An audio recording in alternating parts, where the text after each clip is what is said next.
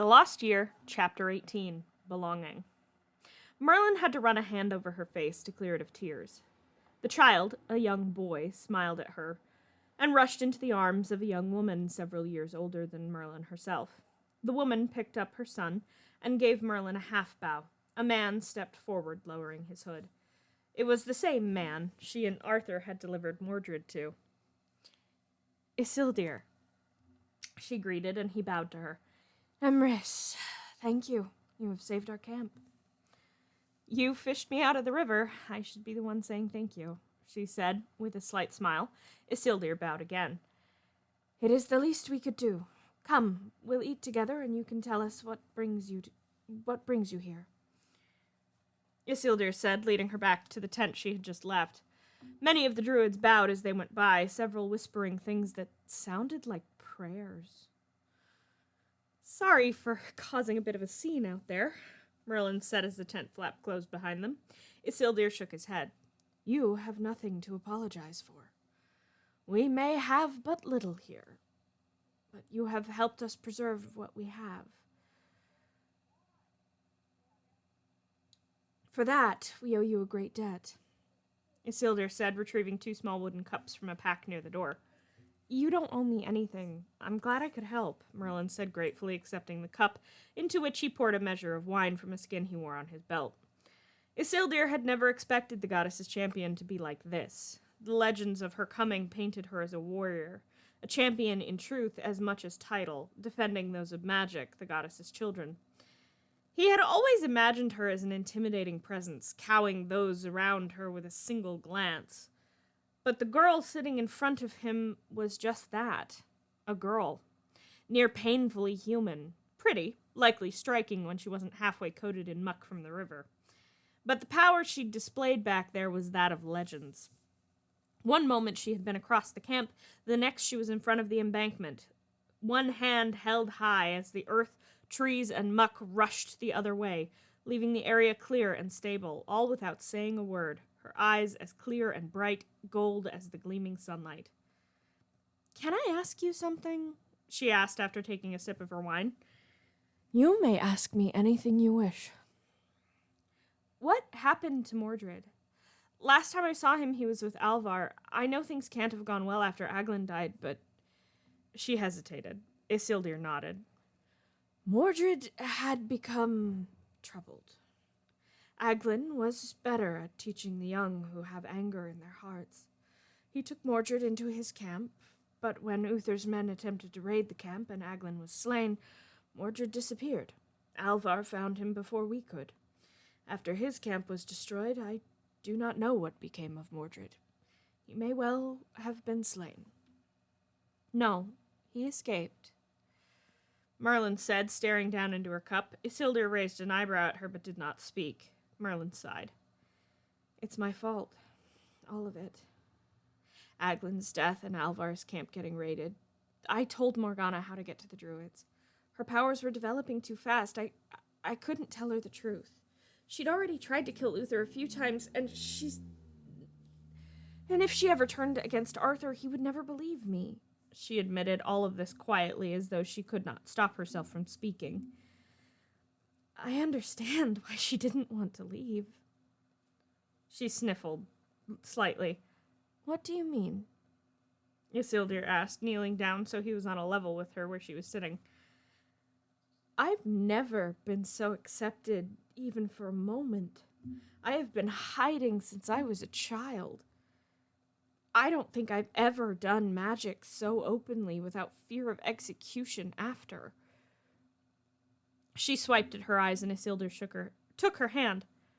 "I cannot fully comprehend the trials you have been through, or those that await you. But I know that if it is ever needed, you have a place here. Any druid camp would be proud to have you among us," Isildir offered. Merlin sniffled slightly and smiled. "Thank you," she said, wiping her eyes as Elias entered the tent carrying a small basket of food. They ate. It was simple fare, but filling, and afterward Merlin set to helping them repair their camp. It was slightly slowed by the cadre of small children who had decided to follow Merlin around like baby ducklings, giggling and badly attempting to hide when she turned to them. After about an hour, she set a cascade of butterflies swirling around the camp, much to the delight of the children who gave chase, allowing the repairs to continue. One of the younger girls, Olena's daughter, stepped shyly up to Merlin and tugged on her skirt. Kneeling down, Merlin was surprised when the child placed a crown of wildflowers in her hair. She smiled and thanked the girl, cupping her hands and summoning a red rose to tuck behind the girl's ear before she scampered back to her friends. A whistle sounded, and Isildur nodded to Merlin to follow him. She did, and they met the scout at the edge of the camp. 2 knights, heading this way, along the river, he reported to Isildur. Merlin interrupted. What did they look like? She asked. The man, Haldir, raised an eyebrow at her, then blinked and quickly dropped to one knee. Hemris, I did not know it was you, he said, eyes downcast. Please don't.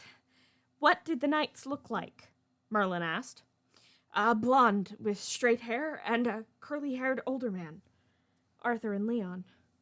The others may not be far behind them, Merlin said and turned to Isildur. I can lead them off. Get your people out of here. She said it without hesitation, and Isildur nodded. It sort of amazed him that she had not even thought to ask to stay, to run off with them, as if it had never been an option for her. Perhaps it wasn't an option. Her destiny was in Camelot. That was where she was needed most. She lifted a hand, speaking words of the old religion. They seemed to resonate more, the very air surrounding her pulsing with power as fog bloomed from her hands. Isildur helped his fellow up, and they fled back to the camp. Stay safe, Emrys. Call us if you should ever have need, he called to her in his mind. The river was long, flowing, and a mess by the banks. In that the banks didn't quite exist anymore. The place where they had been were washed away entirely, leaving trees hanging over the rushing water or actively toppling into it. They had had to leave the horses nearly a league back with Willis. Leon could feel the water squelching in his boots. The sun was nearly to its zenith, and they had barely paused to eat anything. Arthur's face had grown more and more grim the longer there was no sign of Merlin. Leon was starting to wonder if it was something that ran in the family. He'd heard tell from a few of the older knights how Uther had changed when Igraine died. How much would Arthur shift if he lost Merlin? It wasn't a question Leon wanted answered. He frowned as a bank of fog rolled across the river and Arthur paused. He was frowning, and his hand went to the hilt of his sword as a figure appeared in the mist and vanished just as quickly. He darted forward, dragging the figure back to their feet. Her feet. Merlin! Leon called, a grin spreading over his face as Arthur held Merlin close. She was a little bit of a mess, muddy and soaked. It looked like she'd slipped into the river, and likely had been in it last night as well. You're a mess. Where did this come from? Arthur asked, gently pushing back the flower crown that was resting in her tangled hair. I ran into a merchant camp. They fished me out of the river after Ignis bucked me off, she said, and as they headed to solid ground. Leon sat down on a felled tree and pulled off his boots, letting the water flow out of them before putting them back on. We have expected you to be floating face down in the river, Arthur practically scolded. He was clearly worried. Merlin snorted. Leon had, in fact, not been all that worried. Merlin was a sorceress. She could likely take care of herself. Though she was a mess, so it did make him wonder. And the merchants just gave you a flower crown? Arthur asked. Merlin shrugged. They had a few injured. I helped them, they fed me, and their child made me a flower crown, and you can't make me take it off. Merlin snarked, and Arthur laughed. You would end up making friends with some random camp of merchants, Arthur said, exasperation and fondness warring in his voice. Leon let out a little laugh. We should head back to the others before they start tearing up the river looking for us, Leon suggested, and both Arthur and Merlin nodded. They found Willis, who was ecstatic that they had found Merlin safe and sound. She rode double with Arthur since they hadn't brought her horse. Making their way back from there was easy. They rejoined the camp, and Merlin helped with the few left of the wounded. By the end of the day, she felt somewhat gross and headed to a nearby lake to wash. Leon sat watch for her to make sure nothing happened. Arthur came to sit with Leon, not wishing to be far from Merlin after almost losing her again. She came back in clean clothes, with her mud-stained ones now clean as well, though still quite wet. The three of them headed back into camp together, smiling and joking. Arthur frowned as Merlin grumbled under her breath. She was upset she'd been unable to help anyone in the other patrol. They were supposed to have met up almost a week ago, but the second patrol had never arrived. They'd gone out after them and found them slaughtered, with little sign of what did it. "Something wrong, Merlin?" Arthur asked, only a little bit of teasing in his voice. "I've been on a horse all day for the past 4 months." The second half of her sentence was nearly under her breath. "Are you sore?" Arthur teased. "A bit. I don't have as much padding as you." Merlin snarked back, making the knights around them grin. Their banter was largely the only real entertainment out here, and they'd been out searching for Morgana for 4 months now. It was now over a year since she'd been taken. "You've got a lot of nerve for a wimp." Arthur shot back. "I might be a wimp, but at least I'm not a dollophead," she said, barely resisting sticking her tongue out at him.